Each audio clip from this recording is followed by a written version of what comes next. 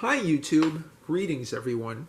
It's Sunday night, which means it's time for yet another video, this time continuing in the Palm OS theme that I've developed over the past few weeks.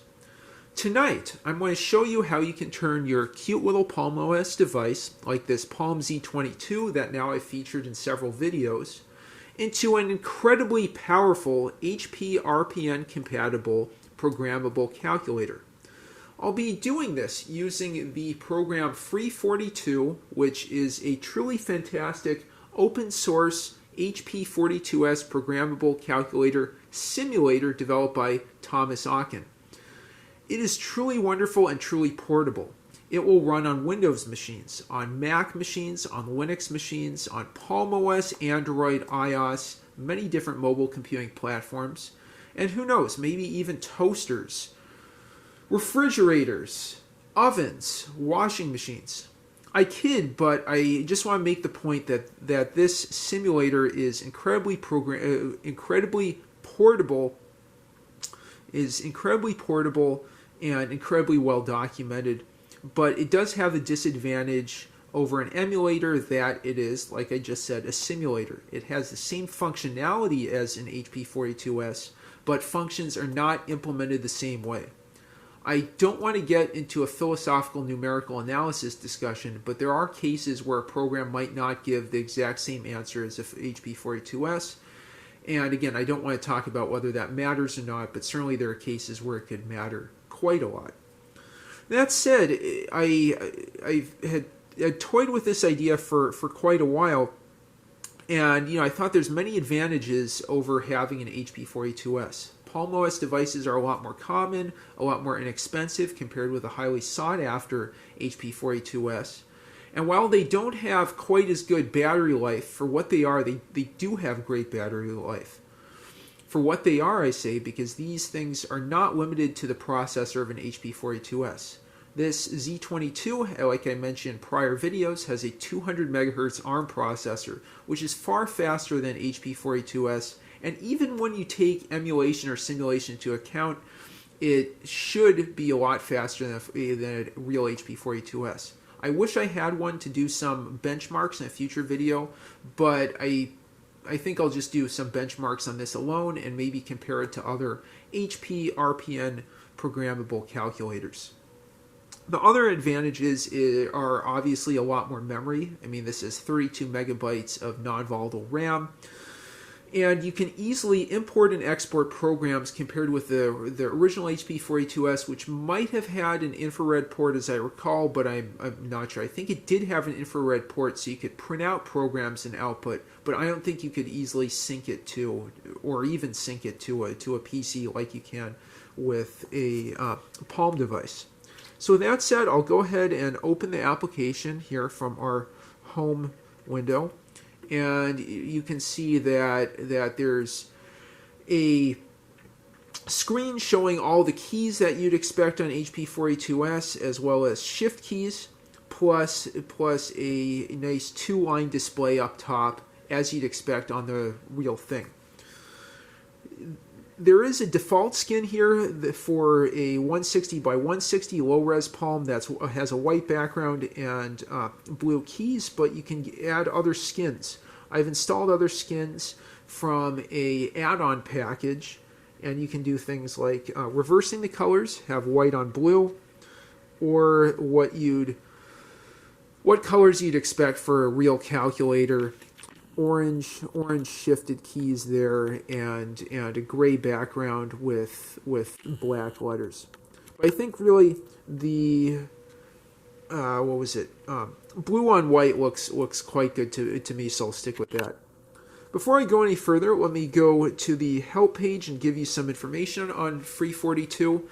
This is release 1.4.71. At that point, Free42 was 8 years old. I was about to say it was a 2012 release. Again, Thomas Okken developed it, and you can find more versions of Free42 at thomasokken.com/Free42. I'll leave the link in the description so you can download Free42 for your Palm or for whatever platform you're interested in. And I'm sure if you're coming here from HP Calculator or programmable calculator pages, you probably have this on every device that you own with some kind of computing platform. Okay, so I'll go ahead and just go through the top Home OS menu. There's a simulated printer that's very cool. You can import and export programs. I don't have any here. I'll point out that you can either import these from default storage or from an SD card if you have a device with an SD card. I'll go ahead and cancel here. So you can import and export programs, look at different preferences here, where the printouts end up. If you want to have a GIF output, these are kind of interesting. Matrix out of range and singular matrix. I have to take a look at that. There's also a sound setting because the HP42S had a beeper, and you can adjust the volume of the simulated beeper.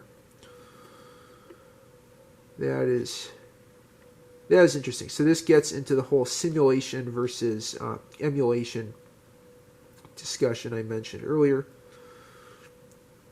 Copy and paste, the skins I talked about. Utilities, I'm not going to go through the bottom two, but I believe you can move files over between different file systems. Say if you have RAM and then SD card storage in your Palm. And that pretty much covers the main menu. Within the HP42S simulation itself, I'll point out that the interface is a combination of these blue keys here, shifted keys, menus, and then menus within menus. I think I made an AIception joke. There's this kind of menuception, like the Inception movie, menus within menus, to be able to program this. This does make the 42S and Free42 more complicated than something like a HP 15C or the TI-66 algebraic programmable calculator that I'll feature in future videos. But at the same time, the instruction set and the function set is far, far richer than those calculators. So there's a lot more you can do with a 42S or a 42S simulator like we have here. We'll just talk first about the keys, go through some menus, and then go through a sample program I wrote that implements a factorial function. As far as keys, we have sum, 1 over x, square root of x, log of n, natural log and log 10. There's also execute that lets us execute programs that we have saved. Store and recall for storing and recalling values from particular registers. Roll down for the stack. Trigonometric functions, enter, x, y, exchange, changing sign, scientific notation, clearing, different numbers, just like you'd expect in a regular 4-function calculator, are 4 functions of a typical 4-function calculator. Exit, even a shifted off key here, and then up and down buttons in order to look at our programs. Then this white key here is the shift key. Above those, there's a number of different functions that are shifted here, but there's also particular menus that my cat really hates because she covered it up there. These include, matrix menu, modes menu, display, statistics, probability, print, program functions, assign, custom, top functions, program, and catalog. And I'm going to show you the catalog just because I talked about the amount of memory you get.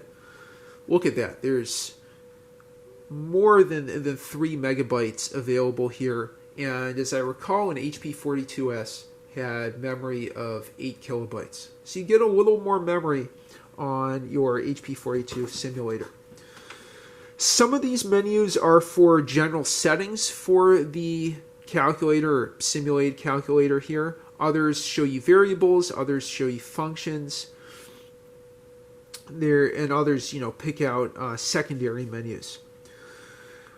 Let me go ahead and just show you how you can use this with RPN. Just give you, a quick demo of RPN in a 4-function manner.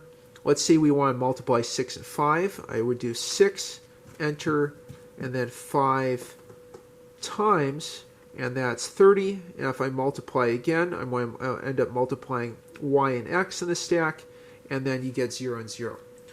That's another thing I should have mentioned earlier, but I didn't.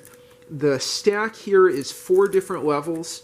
On some HP calculators, I think there might. I take that back. I'm pretty sure in general in RPN there's a 4-level stack that's X, Y, Z, and T. There's also last X here in case you want to go back to what was in the X register last, and that is very different from what you'd see in a programmable TI calculator, TI programmable scientific calculator, where there's just X and T registers where you can exchange between one or the other.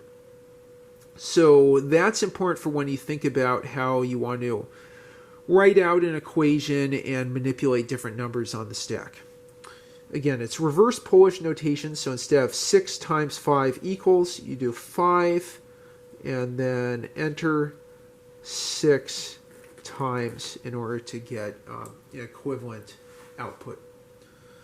Anyway, so that's just a quick, very, very simple demo of the RPN aspect. This is set for degrees, so we can also see how our trigonometric functions work.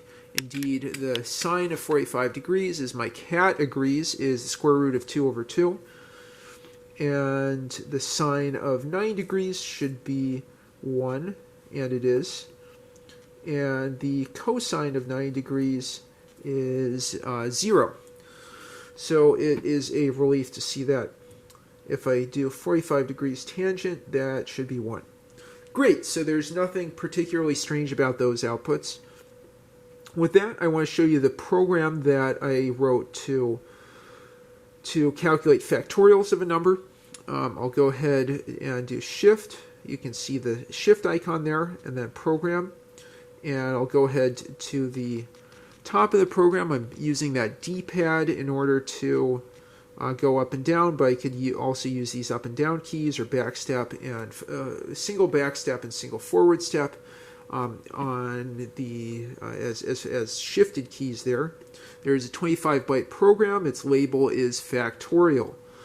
The first function is testing whether the X register is 0, in which case it jumps to 0, 1, to set 0 factorial to 1.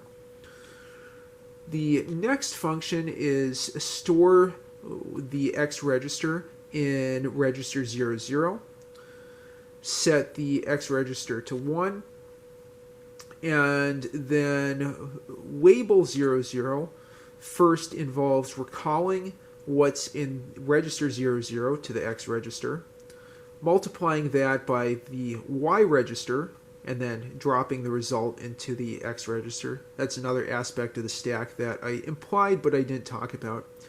And then this DSE function, that's decrement and stop when equal to, in this case, 0 on register 0, 0. If the 0, 0 register is not equal to 0, we continue going back to label 0. But if it is 0, we go to the return function. I think that's popping the subroutine stack. I forget exactly what return does other than exiting a subroutine. And then after this, I have label 1 just to set 0 factorial to 1 should the user have entered 0 in on the X register. Okay, so with that, I'll go ahead and exit this, and we'll go ahead and clear the X register, leave it as 0, and then do, I don't need to shift it, execute FAC from that menu. And I just tap on that item of the menu. That's how you use it. And indeed, 0 factorial is 1. Let's try something more interesting. Let's try 5 here. And then execute FAC. 5 factorial is indeed 120. And we can make this, now we can clear the stack and do it one more time with 6. I'll show you one of those menus here. I'll go to clear, and I can do clear stack, and then 0, 0, and 0, 0. So let's do 6 factorial and execute. FAC, and you can see that's 720. Okay, so I just want to show a few more menus here. There is a catalog that shows you different functions that are available, programs, real and complex variables, matrices, and memory available. You can truly scroll through all the different functions available on Free42 using that function button of the menu.